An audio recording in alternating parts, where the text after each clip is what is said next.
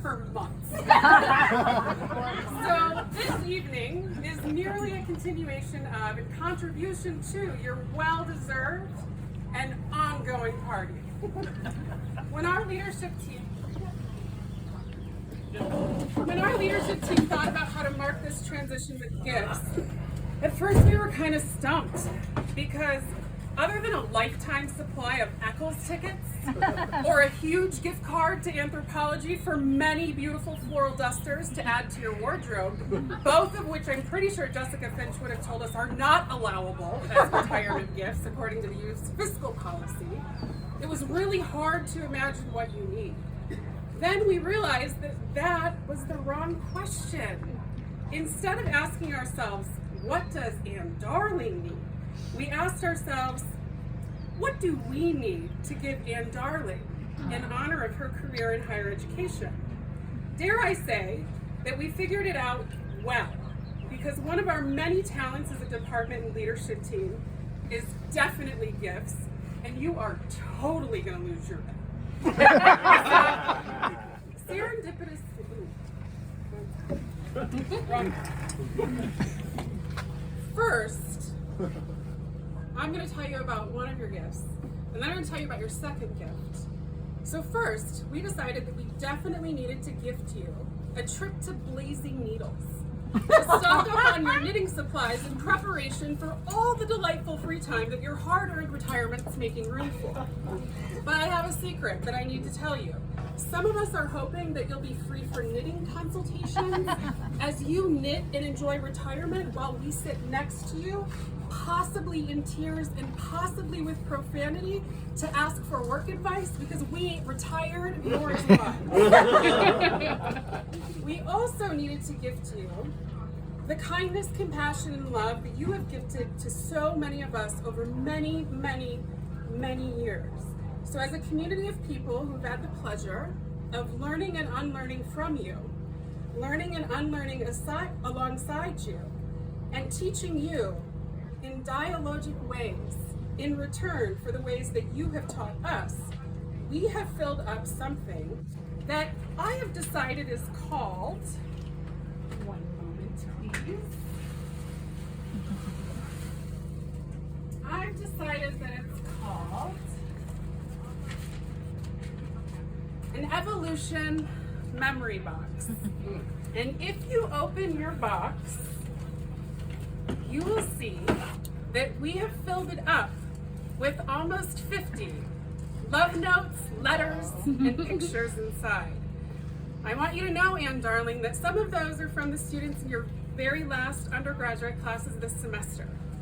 Some are from our department's current staff, graduate students, and faculty. Some are from across campus.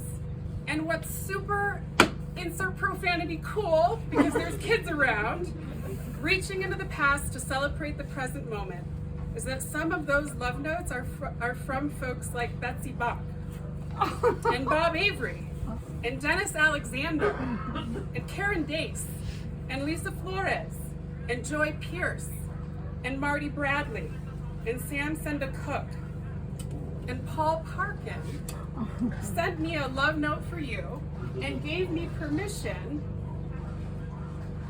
to read it out loud, and I'm really going to try not to cry. It's probably not going to work. To read it out loud is an example of the many, many love notes in that box.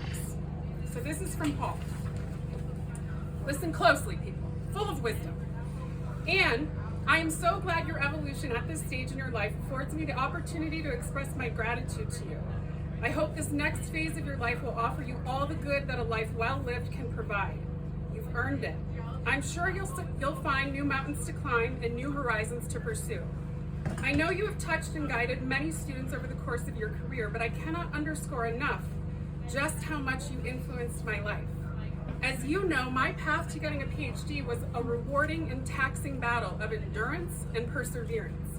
There was a time when I wasn't sure if it was in the cards for me, but as the first chapter of my dissertation expresses, which if you read again, is really another love letter to you, I found the strength to keep going because of your empathy and belief in me. However, my affection for you goes beyond your work as my chair. I feel like my calling in life was to be in the classroom.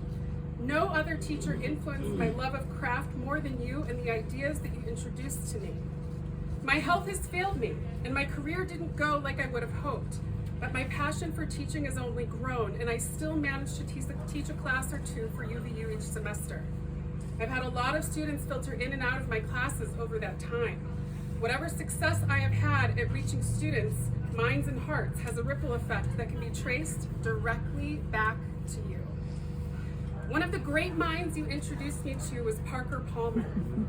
You embody my favorite quote by him, quote, "Good teaching cannot be reduced to technique. Good teaching comes from the identity and the integrity of the teacher." Can I read the next part that talks about the next part? As Jennifer was making your cake, we were talking about you and how much you impacted us, and particularly my life. I told her that there is no other person who played a more direct, pivotal role in me getting to do what I love than you. I will forever be in your debt for this. Please know that I am so profoundly grateful that I went to the University of Utah, if for no other reason than to meet Anne Darling. I wish I could be there to give you a prolonged hug. Thank you again for everything. Oh, Captain, my Captain.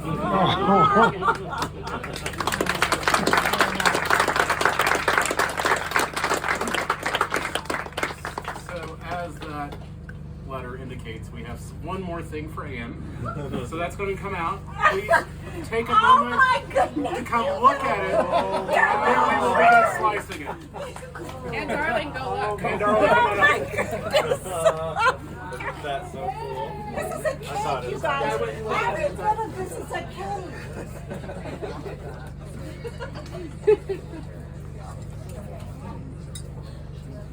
Oh my goodness. Roman, John, you have to get a pic. Where's my book? I'm getting pictures of it. I'm one of her Tell students. people what you see. Okay, so there's a UW. Grace, there's a UW. Woo! There's a New Mexico flag. There's a Utah emblem. The picture of me and my mom. Wow. Where did you get that? How did you do that? Maybe we stole some pictures. Go on around the corner. Go this way. Go this way. You'll see what else we stole. Sorry. Okay.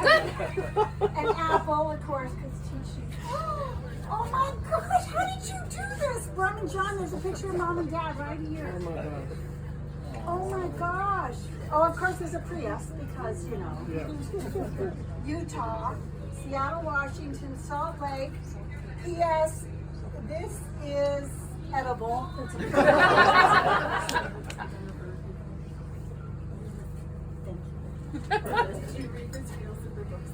Yes, The Courage to Teach by Parker Palmer. Who, if any of you took my format of 1690 when it was a different format, we had lots of Parker Palmer.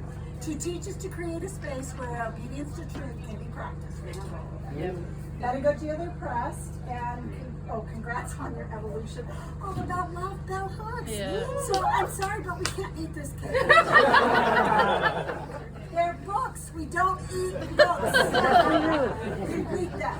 We're consuming knowledge. Very Very good. Knitting. There's like, look at there's knitting. Thank you all so very much. As my family knows, this is very, very hard for me, this kind of stuff, but our department is in such a great place. You are all such wonderful humans. You have treated me so beautifully this year. When I had the arrogance to think after 13 years of not teaching, I could somehow come back and teach. Ask my students how that went. Oh, I did. They said fabulous. That's right. Of course they did, because if it was too hard, I said, I'll skip it.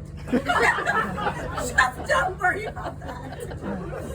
Nobody was hurt. I promise nobody got a D that didn't deserve a D. Actually, nobody got a D.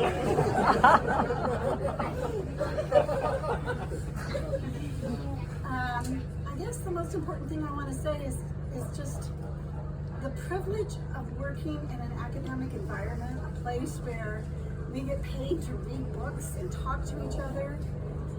We get paid to be in classrooms with young people who are trying their very best to ask the next great question.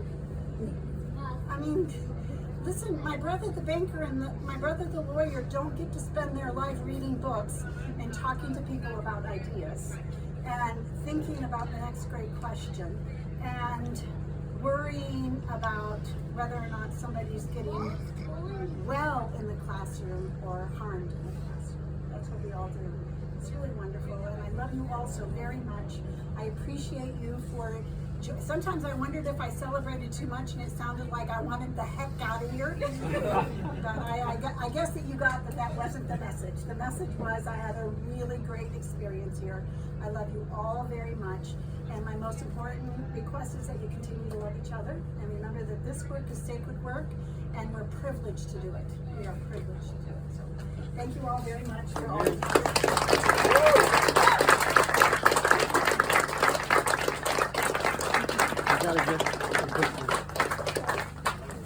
All right. We have